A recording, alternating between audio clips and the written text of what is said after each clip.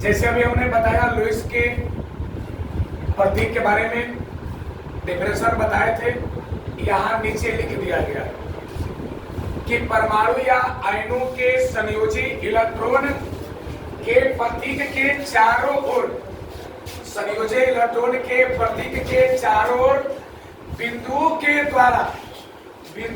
द्वारा दर्शाया जाना, सूचित करना लुईस प्रतीक कहलाता है। इसको सरल भाषा में हम लोग इलेक्ट्रॉन डॉट स्ट्रक्चर्स बोलते हैं, अर्थात हिंदी में इलेक्ट्रॉन बिंदु संरचना। इलेक्ट्रॉन बिंदु संरचना, इनको आप बिल्कुल जानते हैं कि जब किसी परमाणु या तत्व में उपस्थित इलेक्ट्रॉन को बिंदु के द्वारा दर्शाया जाना, इलेक्ट्रॉन को बिंदु के द्वारा दर्शाया जाना जो है इलेक्ट्रॉनिक बिंदु संरचना, इलेक्ट्रॉन बिंदु संरचना कहलाता है। जब किसी तत्व या परमाणु में इलेक्ट्रॉन को बिंदु के द्वारा दर्शाया जाना जो है इलेक्ट्रॉन बिंदु संरचना कहलाता है।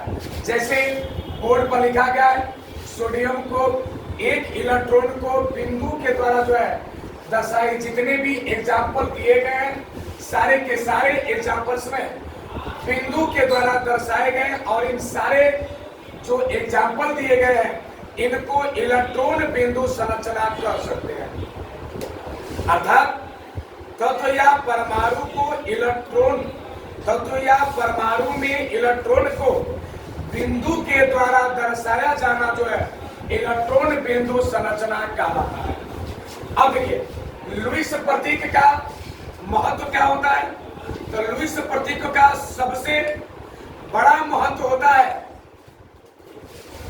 संयोजकता ज्ञात करना। इलेक्ट्रॉन लुईस प्रतीक का सबसे बड़ा मकसद होता है, इनका महत्व होता है कि संयोजकता को ज्ञात करना।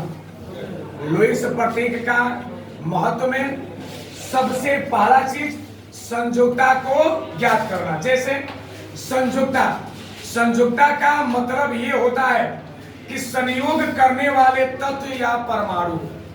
संयोजकता का अर्थ होता है संयुक्त करने वाले तत्व या परमाणु, अर्थात बोले तो कितना रिश्ता कोई परमाणु किसी से बना रहे हैं, कितना रिश्ता जो है कोई परमाणु किसी पर दूसरे परमाणु से बना रहे हैं, वही जो होता है संयोजकता होता है। संयोजकता जो होते हैं यह दो तरह से आप किसी भी तत्व या परमाणु का संयोजकता दो तरह से निकाल सकते हैं। पहला इलेक्ट्रॉनिक संयोजी इलेक्ट्रॉन की संख्या,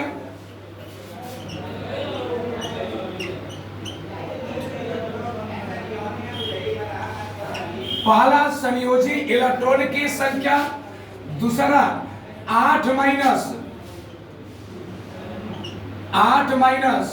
संयोजी इलेक्ट्रॉन की संख्या, 8 माइनस संयोजी इलेक्ट्रॉन की संख्या, जिसके अंत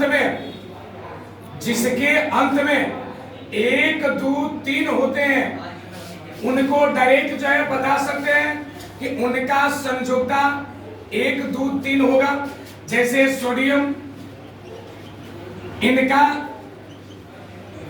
संयोजी इलेक्ट्रॉन की संख्या 1 होते हैं, इसलिए सोडियम का संयोजकता 1 हो जाएगा।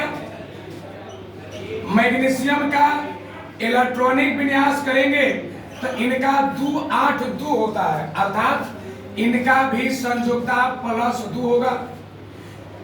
एल्युमिनियम का संयोजकता +3 होगा, अर्थात जिनके बाह्यतम कक्षा में, अर्थात बोले तो अंतिम संयोजी इलेक्ट्रॉन की संख्या जो होती है वह संयोजकता होती है। दूसरी तरफ 8 माइनस संयोजी इलेक्ट्रॉन की संख्या, 8 माइनस संयोजी इलेक्ट्रॉन की संख्या बोले तो 8 जो है आप जानते हैं कि कोई भी परमाणु जो अस्थायी रूप में रहते हैं, जो अस्थायी रूप में रहना चाहते हैं, उनके बाह्यतम में हमेशा 8 इलेक्ट्रॉन्स होते हैं। 8 से अधिक जो है बाह्यतम कोश में इलेक्ट्रॉन नहीं हो सकते हैं।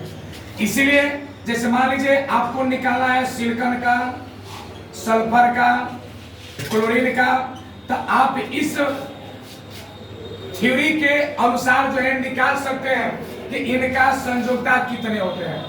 जैसे सिलिकॉन का 14 होता है, सल्फर का 16, क्लोरीन का 17। सिलिकॉन का जब इलेक्ट्रॉनिक विन्यास करेंगे तो 2 8 4 होता है। जब इनका इलेक्ट्रॉनिक विन्यास करेंगे 2 8 6 होता है। जब इनका इलेक्ट्रॉनिक विन्यास करेंगे 2 8 7 होता है। तो जो लिखा गया है थ्योरेटिकल चीज 8 माइनस संयोजी इलेक्ट्रॉन की संख्या। तो मान लीजिए आपको निकालना है सिलिकॉन का, तो सबसे पहले क्या लिखेंगे आप 8। जो सबसे लास्ट वाले होते हैं उनको हम लोग बोलते हैं संयोजी इलेक्ट्रॉन की संख्या। तो 8 माइनस 4 बराबर 4। तो ये 4 जो है किनका संयोजकता होगा? सिलिकॉन का। 4 जो होगा किनका होगा? सिलिकॉन का। इसी तरह आप सल्फर का भी निकाल सकते हैं। इसी तरह आप निकाल सकते हैं सल्फर का। तो सल्फर का सबसे पहले 8 माइनस सल्फर के बाह्यतम कोश में कितने इलेक्ट्रॉन है? 6। तो 8 में से 6 जाएगा, बचेगा कितना? 2। तो सल्फर के संयोजकता कितने होंगे? 2। उसी तरह और भी आगे आप निकाल सकते हैं क्लोरीन का।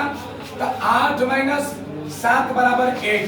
तो लुईस प्रतीक का महत्व होता है संयोजकता का ज्ञात करना। संयोजकता का ज्ञात करना, जैसे संयोजकता आप 2 तरीके से निकाल सकते हैं। पहला संयोजी इलेक्ट्रॉन की संख्या से और दूसरा 8 माइनस संयोजी इलेक्ट्रॉन की संख्या से।